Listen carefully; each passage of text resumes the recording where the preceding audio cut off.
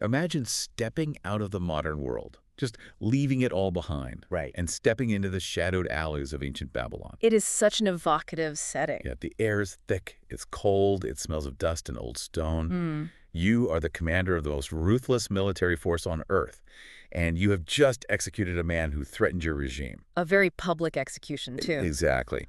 But at dawn, you walk out to the courtyard, and the dead man wakes up. Yeah. He looks right at you. So what happens to the absolute power of a state when its ultimate weapon, which is death, suddenly stops working?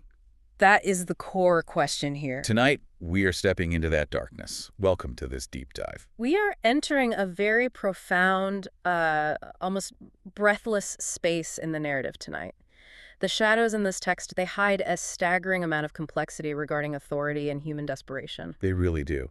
We're pulling our sources tonight from an excerpt of the Chronicle Chasing Death, specifically episode 25, Escape from Nineveh. And our mission for this deep dive is to explore the mechanics of survival, the psychology of power, and the agonizing tension of a high-stakes rescue in a hostile, ancient world. Which is incredibly hostile. I mean, every shadow is a threat. Yeah, we want to understand not just what happens when absolute authority is challenged by the inexplicable, but how the human mind bends under that weight. The source material provides this darkly woven tapestry. It strips power of its usual weapons and it asks us to watch the fallout. Yeah, to see what happens. Right. We are forced to ask whether true power comes from the blade, from fear, or from a completely different kind of discipline altogether. Okay, let us unpack this, starting in that courtyard at dawn. Yeah. We open with a scene that fundamentally defies logic. Completely defies it. Zayn, our protagonist, has spent the entire night nailed to a wooden slab. Which is a brutal, agonizing method. Right. In the ancient world, public execution is not just punishment. It is a billboard of state power. Exactly. It is a message. It is designed to break a human being physically and spiritually and broadcast that destruction to everyone watching. But as the sun rises, the heavy silence in the yard is not the silence of death. No, it is not. Zayn rises from that slab. He stands tall. He is described as hale and hearty, showing absolutely no trace of the ordeal. And that physical recovery immediately triggers a profound psychological collapse in the power structure surrounding him. Yeah, you can feel the panic. The text specifically notes that the commander feels a cold prickle of dread beneath his armor. Notice the mechanics of his reaction. Right, he does not see a miracle. No, the commander does not look at Zayn and see a beautiful divine miracle. He sees a systemic vulnerability.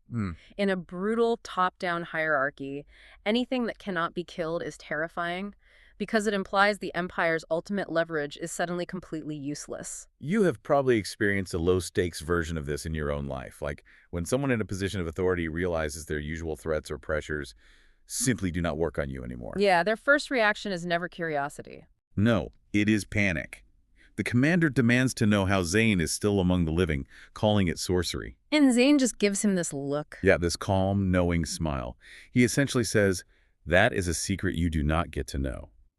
Naturally, that curdles the commander's fear right into stubborn rage. He has to reassert control. Exactly. So he orders his men to take Zayn to an ancient, desolate garden on the outskirts of the city. And they bring him beneath the gnarled roots of old fig trees. It is such a dark image. The sensory details the author uses here are just chilling. They actively narrow the world down to the damp earth and the dark. They bring him to a yawning pit covered by a heavy mesh. Rising from the darkness of that pit is the frantic, rhythmic hissing of countless black cobras. Just waiting in the dark. The soldiers drag the mesh aside, hoist Zayn up in his heavy iron chains, and drop him into the darkness. And they crowd around the edge, expecting the inevitable. Right. They are waiting for his skin to turn a bruised purple. They are waiting for the poison to do what the nails could not. Because that is how the mechanics of their world operate. They rely on the predictability of violence. Yes, action guarantees reaction. Exactly. Venom equals death. But the expected horror completely misfires. Zayn lands squarely on the serpents. Enraged, the cobras lunge. They sink their fangs into his skin again and again. But then something impossible happens. Right. The moment a serpent strikes him, it recoils violently. It thrashes in agony and goes limp.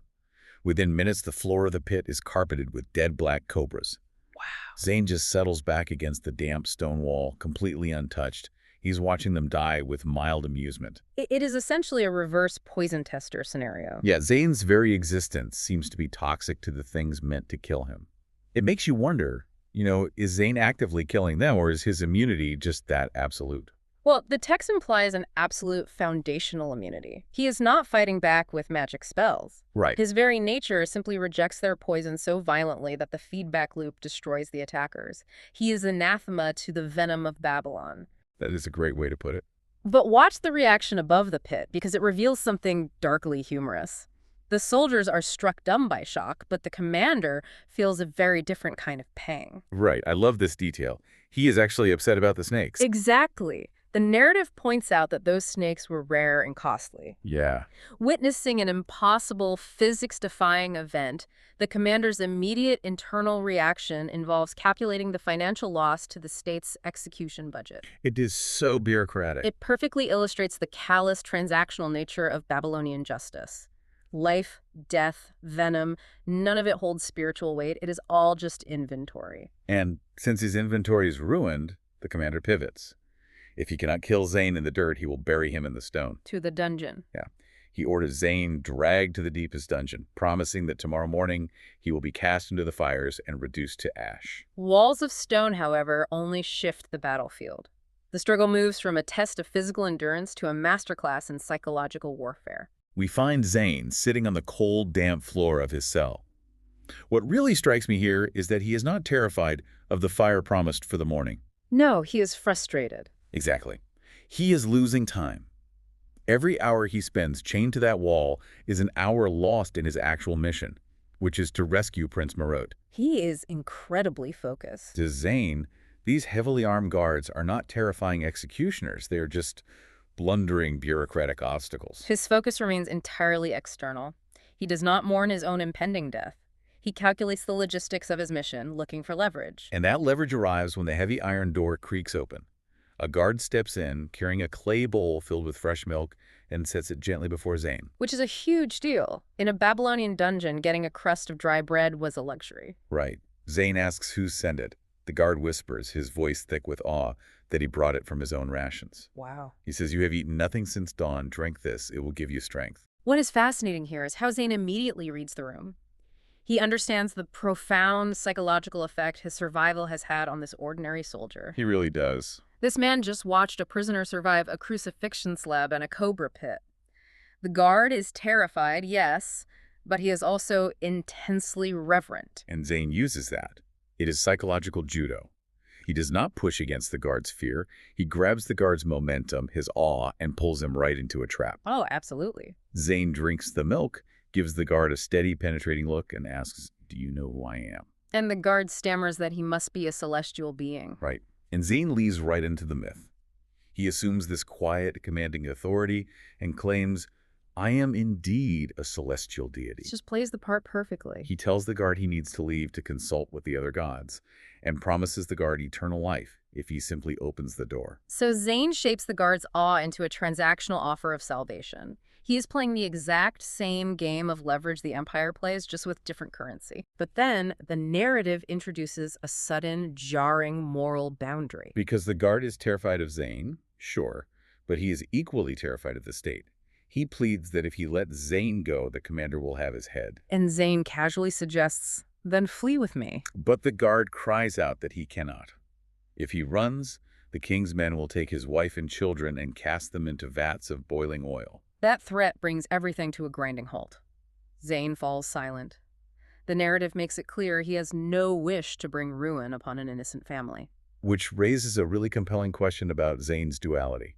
How does a man who casually, almost amusedly, watches a pit of cobras die around him suddenly show such profound, immediate mercy for a Babylonian guard's anonymous family? Well, because the cobras, and by extension the commander, they represent the machinery of an oppressive state. Right. They are predators acting on instinct and cruelty. The guard's family represents the fragile, innocent collateral damage of that same state. That makes perfect sense. Zayn wields immense power, but his moral compass is incredibly precise. He refuses to buy his freedom with the lives of the innocent. So instead of sacrificing the guard's family, Zayn changes tactics. He tells the guard to summon the commander. Tell him the prisoner is calling for him. And the commander comes. The commander arrives with a sneer, mocking Zayn, assuming the darkness has finally broken him. Zayn reaches down to the damp floor, picks up a discarded length of rope and tosses it toward the commander's feet. The pacing of the text slows down deliberately here, emphasizing the surreal nature of the threat. Before the rope even strikes the ground, it begins to writhe. It thickens. Yeah. In an instant, it transforms into a massive, shimmering python. Before the commander can even draw his sword, the serpent lunges. It is so fast. It coils its powerful body around him in one fluid motion, crushing the breath out of his lungs. Zayn looks at him, his voice completely cold and even, and says, "If you wish to live, order your guard to open that door." Notice the ultimate reversal here. The commander, who casually threw Zayn to the serpents, is now suffocating in the coils of one. The irony is brilliant. It really is. Zayn uses the terrifying proxy of the python to bypass the bureaucratic chain of command. The commander, choking, frantically signals the guard. Yeah. And the guard, who has been waiting for an excuse that absolves him of blame, throws open the heavy prison gate. Wait, I am genuinely confused by something here, though. If Zayn's magic is absolute enough to instantly kill a pit of cobras and turn ropes into giant pythons, why does he not just magic his way out of the city? That is a fair question. Like, why even play this game with the guard and the commander? Why not just blast the doors off the hinges? Well, that touches on the exact limitation of his power. Zayn's magic is potent, but it draws massive attention. Okay. The python was a surgical strike. It was used specifically to bypass the innocent guard without harming him, forcing the commander to take the responsibility of opening the door. If Zayn starts blasting doors off hinges, he brings the entire Babylonian army down on himself. Escaping a fortified city requires more than a single illusion. It requires stealth. Which explains what happens next. Zayn steps out into the corridor. He tells the struggling officer that anyone who dares to follow will answer to the serpent. A great parting threat. Yeah. He promises that once he is safely beyond the city walls, the snake will return to its original form. Then, he simply melts into the shadows of the prison corridor. He finds a tethered horse waiting at the main gate and gallops away into the night. True to his word, once he is far enough away, the serpent stiffens, shrinks, and reverts into a harmless piece of rope. I can just imagine the commander's reaction. Oh, the moment the commander is free, he roars for his men to pursue the prisoner. They ride out, but they go with heavy hearts and a cold residue of fear clinging to them. With the python serving as his loud, terrifying distraction, Zayn escapes the immediate vicinity. But as he slips deeper into the night, the tone of the narrative shifts entirely. It really does quiet down. We move away from magical displays of power and into a quiet, desperate need for sanctuary. Zayn briefly stops at his lodgings, waking an elderly honey seller who was sleeping on the roof. This encounter really grounds the narrative. The honey seller is worried, and Zayn simply claims he lost his way in the dark. Right. He deliberately spares the old man the dangerous truth, protecting another innocent from the Empire's gaze. Zayn rests for a few hours, his body aching from the trials of the night. By morning, he sets a false trail, telling the honey seller he is heading to the mountains for medicinal herbs. But he goes the other way. Instead, he doubles back. He circles through the ancient streets until he reaches a hidden cave near a mound. He pushes aside the thick brush and slips inside the dark tunnels. The transition from the sprawling, oppressive city of Babylon to the claustrophobic darkness of the cave physically represents the narrowing of their options. Deep in the cave, Zayn reaches a large boulder. He strikes it 4 times with a piece of iron. The sound echoes, and then a faint light appears in the distance. Someone is waiting. It is Kanu, the loyal Abyssinian slave, materializing out of the darkness with a torch in his hand. Kanu leads Zayn into the main chamber where Prince Marut lies, his fever broken. Finally, he reaches him. Zayn immediately sets to work, washing the prince's wound, applying fresh medicine. But Kanu is watching him with unblinking, guarded eyes. Kanu stands as the guardian at the threshold here. His voice carries a quiet menace. He tells Zayn, "Tell me the truth, youth. Who are you and who sent you? If you lie to me, your body will be buried in this cave, and no soul shall ever know your fate." If we connect this to the bigger picture, look at the symmetry. Yeah. Within 24 hours, 2 different men have promised Zayn a horrific, unmarked death. The commander promised the fire and the pit out of wounded ego and systemic cruelty. Kanu promises to bury him in a dark cave out of pure, protective love for his master. Absolute loyalty and absolute tyranny often look identical from the outside. Both threaten you with a shallow grave. Wow, that is a chilling thought. And that is exactly why Zayn does not respond with a shimmering python this time. He looks up and smiles. He respects it. He is genuinely struck by the man's fierce devotion. Zayn tells Kanu that it is rare to find a man so protective of his master that he would threaten the very person healing him. Yeah. Kanu gruffly replies that it is his duty until his last breath. And Zayn says, quietly, that is exactly what the Queen of Nineveh believed. Those words act as a key unlocking the suffocating tension in the room. The prince sits up sharply. Zayn reveals everything. His journey from Elam to Babylon, his secret meeting with the Queen of Nineveh in a cellar, and the fact that she sent him to help the prince reclaim what was stolen. And the prince's reaction. When the account is finished, the prince is overcome with joy. He cries out, by the gods, take me to her now. Kanu's suspicions finally dissolve into deep, visible relief. Understandably so. He asks, his voice suddenly quiet, if Her Majesty still remembers him. Zayn assures him she does. We experience a profound emotional release. But the joy of reunion in that cave is incredibly fragile. The suffocating reality of their situation immediately rushes back in. The prince is restless. He wants to flee immediately. But Zayn enforces a strict limit. He tells them they cannot leave yet. It is too dangerous. Moving the prince while the wound is still fresh would be fatal. They must wait for him to recover fully. At least 2 weeks. For 14 days. Imagine the psychology of that. Hiding in the damp dark, listening to the silence, knowing that the Empire's forces are actively hunting for you just above ground. Here's where it gets really interesting. Zayn's character undergoes a complete strategic evolution. We started this deep dive with a man who could survive venom and turn ropes into giant serpents. A wielder of miraculous loud power. But here, in the shadows, he becomes a grounded, meticulous strategist. He does not rely on magic to hide them. He relies on discipline. Right. While the prince heals, Zayn leaves the cave. He moves through the city markets, playing the part of an ordinary man. He buys bolts of fine cloth, provisions, and 2 sturdy mules. They cannot fight Nebuchadnezzar's forces head-on. Nebuchadnezzar has already butchered what remained of the royal family, and his soldiers control every road. You cannot punch your way out of that kind of surveillance. Exactly. You have to become invisible. They decide to disguise themselves as merchants, heading for Yemen, hoping to find sanctuary there. Zayn realizes that in Babylon, human life is cheap, but wealth is respected. He hides the prince as commerce. The final departure is a masterclass in tension. It is the night they finally leave. They wrap the recovering prince carefully in layers of soft cloth. They disguise him as a bale of expensive silk, strapping him to the top of a mule, arranging the bundle so he can breathe comfortably, but remain entirely hidden from the world. Consider the beautiful, haunting, thematic contrast we are left with. This chapter begins with Zayn bound by heavy iron chains and crude nails on a wooden slab, exposed to the cruel light of dawn for everyone to see. Right. It ends with the prince, bound in soft, life-saving silk, deliberately hidden from the eyes of the world. From the violence of iron to the sanctuary of silk. The atmosphere as they leave is palpable. The stars are just beginning to pale. The first thin light appears along the eastern horizon. The small party, Zayn, Kanu, and their concealed precious cargo slip out of the hidden cave. Into the unknown. They set off into what the text calls the vast, uncertain dark that stretches before them.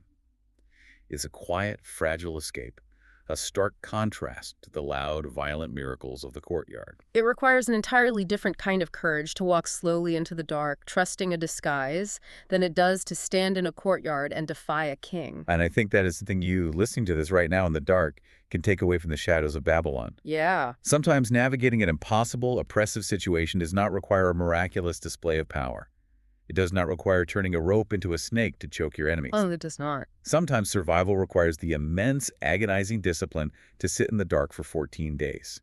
It requires carefully, meticulously wrapping your most precious cargo in a disguise the world will simply ignore and walking quietly past the guards. Yeah. So what does this all mean? It means that true power is fundamentally adaptable. Zayn survives because he understands when to use raw, terrifying leverage and when to employ extreme, silent patience. Right.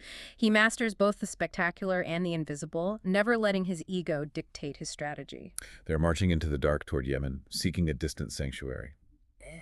But before we leave you tonight, there is a haunting question to mull over. Throughout this narrative, Zayn's fundamental nature rejects the venom of the Empire.